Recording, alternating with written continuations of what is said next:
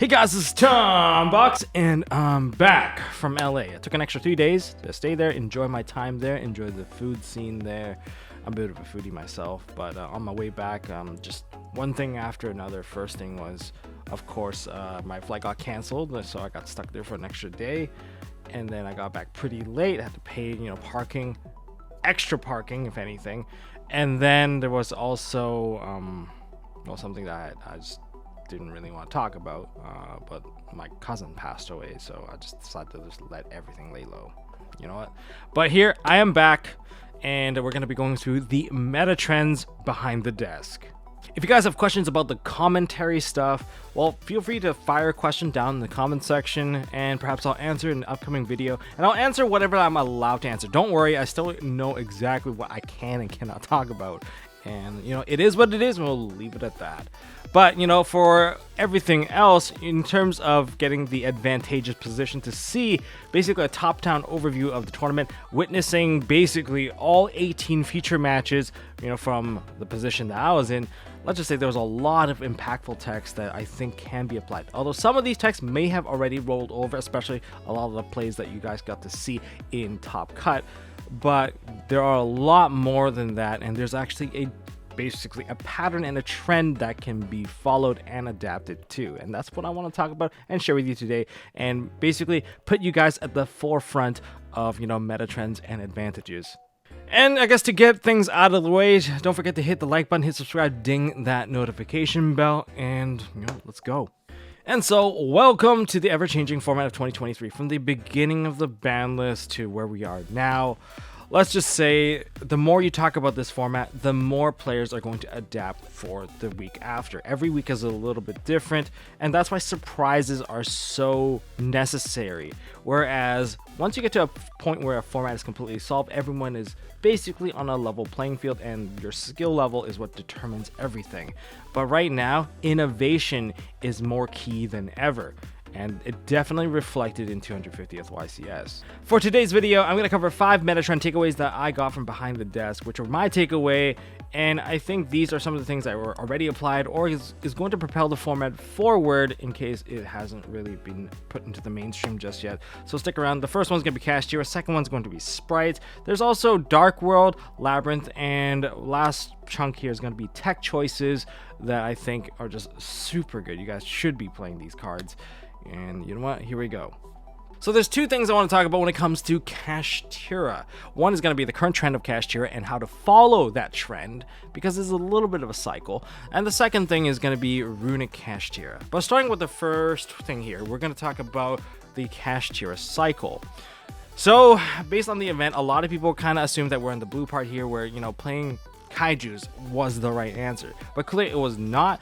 A lot of the good players, they're not just gonna sit there and just keep their weakness exposed. They're gonna readapt and hide that weakness and probably push it to somewhere else, so kind of staying ahead of the curve. Perhaps they would have been punished by people main decking Nibiru in this recent event, but a lot of people cut it off, because playing cards like Nibiru, Lava Golem, and Kaiju, you're playing a bit of a risky game here. You're trying to guess what your opponent's trying to do and punish them super hard for it so you would win the game. Makes sense, but it's also a high risk, high reward. You're kind of playing a little bit of rock, paper, scissors here. And when you miss, you have dead cards in your deck. And that's the weird part of this cycle. How far ahead are they? Which one are they going to do? Are they going to change mid round? Because if they're game 1, they did this, are they going to still do the same thing game 2? That's what made it kind of difficult. And not only that, if they play Ibli or not, if everyone decides to not respect Ibli, then playing Ibli is probably the right choice. And not just for Kashtira. I think there's also Sprites that can do it, and that was highlighted in a feature match, which I will get into more detail when it comes to Sprites doing this thing. But oh my, this is, why it's so difficult, because most people are on to oh, let's hit them with, kaijus. We saw a lot of kaijus in the main deck, kaijus in the side deck, which is really good. But the problem was a lot of people adapted and shifted to, rather than zone locking, although we did witness a couple of zone locks as well, a lot of people pushed towards making double Arise Heart. With 2 Arise Hearts, what are you going to do? Since you didn't main deck the Nibiru, the first game, they were going to have 2 Arise Heart. Even if you threw the Kaiju on them, you're still answering the Arise Heart, which is you're still under Macrocosmos, and Macrocosmos is just that good. All right, so that's kind of where the trend was. So because they knew that you were going to throw in the kaijus, a lot of them opted out of playing Forbidden Lances. So but that's kind of where it was. Some people still play Lances, of course, still a very good card, but you're gonna have to take a guess whether or not, you know, it's applicable for your match. And the most intriguing Kashtira deck of the event would be Kashtira Runic, or Runic Kashtira. The deck is really powerful. Shu, I'm gonna try to bring him on to talk about it, but during our brief conversation, he told me that, yeah, he wouldn't lose with the deck, so just had to actually play at the event, and he was right. It was very, very strong, very hard to compete against because it's so flexible. Why play a card like Forbidden Lance when you can just play a way better card like Runic Tip, which can answer every single problem? I'm like, you know what, you're right, it is a very powerful card. You could just use Runic Tip, you know, get the spell trap removal to deal with the floodgate, you know, get the monster removal with the flashing fire, or if you need to negate a card, you get freezing curses. And I'm like, well, doesn't it conflict? You know, Runic Kashtira, don't you want to load your graveyard to get the draw 3? He's like, I'm still getting the draw 3. It doesn't really matter. If I play all my Runic cards first, it's still going to load into the graveyard. And I'm not really losing the Runic cards anyway.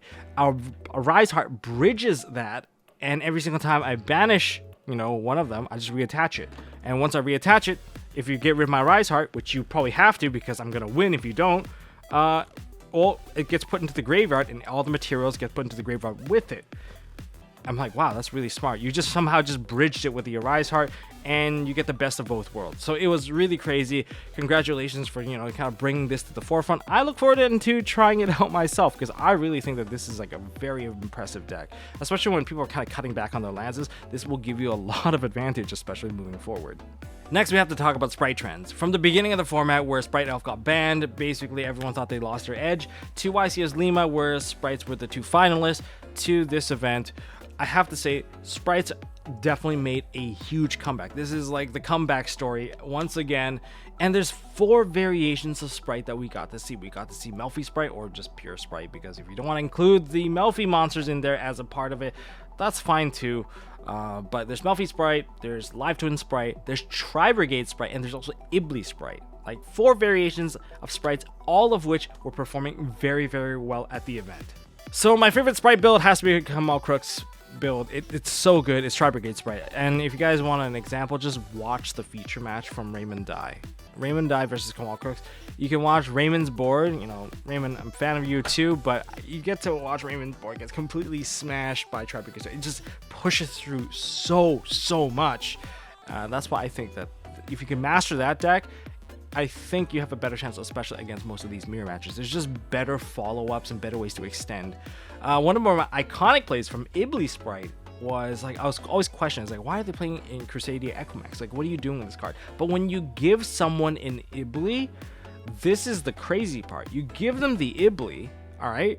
And you make sure that it is under the zone that your IP Masquerena is going to be. So that when your opponent switches it to attack mode, you immediately chain your IP Masquerena, and then you get an Equimax. Equimax pointing to the IP Masquerena, and boom, now their IP Masquerena can attack. It's open for damage, and you can follow up with an OTK. That part is pretty smart.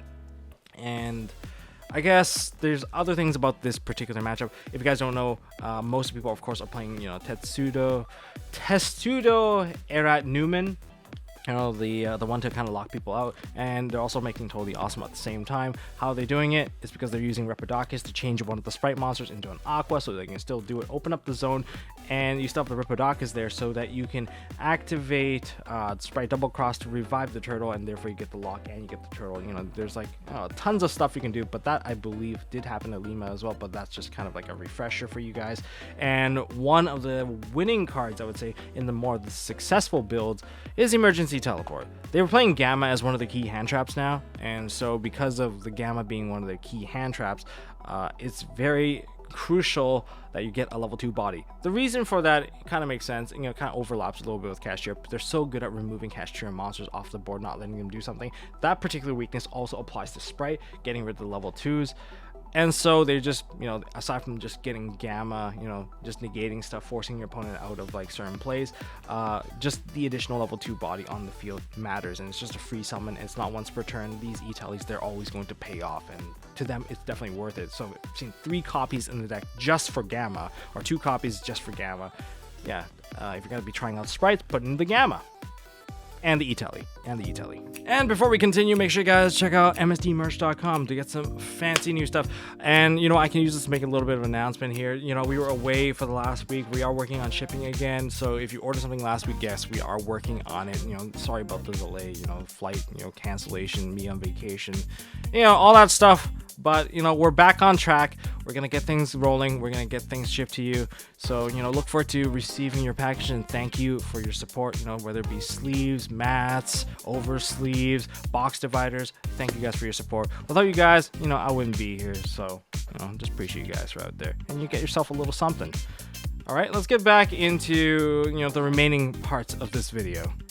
All right, let's do some quick fire text here. For Dark World, one of the popular choices would be playing Triple Tactics Talent. If you guys didn't know already, you can definitely practice during your own turn. On turn 1, use it as a hand whip or a double draw, because when you give your opponent a ceruli, that acts as your opponent's ceruli. You know, that's why your Silva is able to rip cards out of your opponent's hand. Same idea here. So that your opponent activated the effect in the main phase, you get to activate Triple Tactics Talent, look at their hand, put something back into the deck. Same idea, or you can draw more cards just to fix up your hand and guarantee the win even more so. So yeah, Triple Tactics Talent are a great choice. You can even use it with Thrust, and yeah, if you use Thrust, you can get Eradicator.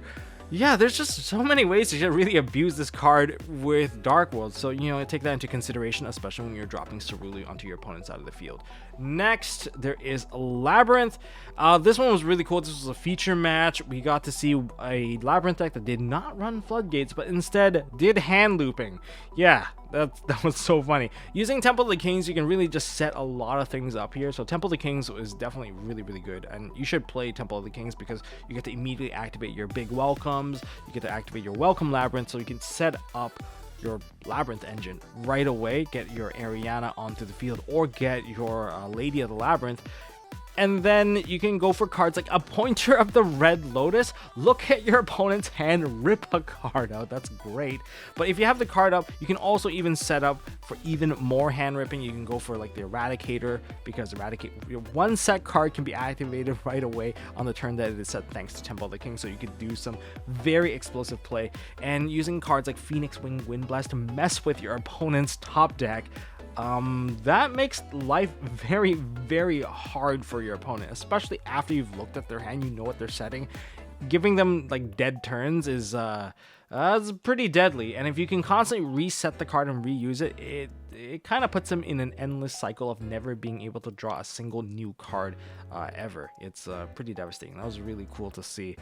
To close this one out with tech choices, number 1 is going to be Dark Ruler No More. We watched this one just sweep the floor with a lot of these matches, Sprite being one of them. It was always good against Sprite, but now you have to deal with Turtle.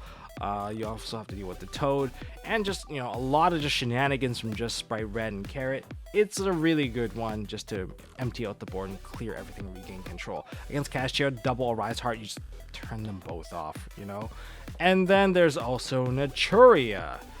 Naturia, they set up Nat Beast and the Baron, and you can turn off everything, including, you know, if they drop a Mole Cricket onto the field, or if there's Sunflower, whatever negation they're leaving on the field, you can turn it all off, and you only need to deal with the runic side of things, and that makes life a lot easier. You don't have to deal with, like, front and back row, you know, bombardment. Hand trap of the event, I would say, is Gamma and Drone Lockbird. You guys should definitely try these out if you haven't already. They just work against so many matchups. And as for the last reminder, there is going to be the Kashtira wheel. If you're going to be playing Kashtira, you got to hide what version that you're playing or where you're going to start on that wheel, just so that you don't get punished by the Nibiru. And make sure you try to do something a little bit different. Make it so that they can't just take advantage of knowing how you play and you lose. You could win one locals but die the next. And if you're going to be going into a big event, try to figure out where the wheel is at and where the consensus would be, and try to build ahead of it. You know, that's my best advice. And also kind of contemplate whether or not you should be playing Ibli. You know, Paulie Aronson played Ibli. He played Ibli, but he didn't use Lingaribo. No, instead, he used Salamangreat Almirage, which was like my first choice back then. But definitely just use it, just banish it so they're stuck with it. You know, use the effect, tribute, protect, get that out of the way. And that's all I got for this video, guys. If you guys enjoyed this video, smash that thumbs up button. Welcome back to MST.TV, guys. And if you guys want to see more stuff from MST.TV, including probably I want to do a bit of an experience rundown with you guys, about my time, doing commentary. It's really interesting, but there's certain things I can't talk about, so I probably won't dive into those details. But anything that's kind of a personal experience without getting into too much detail, I am more than happy to converse. You can leave it down in the comment section. Of course, I'll run it by Konami just so that I don't step on some toes just in case. But you guys know me. I would love to talk about it and share my experience with you guys. Leave it down in the comment section. And until next time, I'll see you guys in the next one.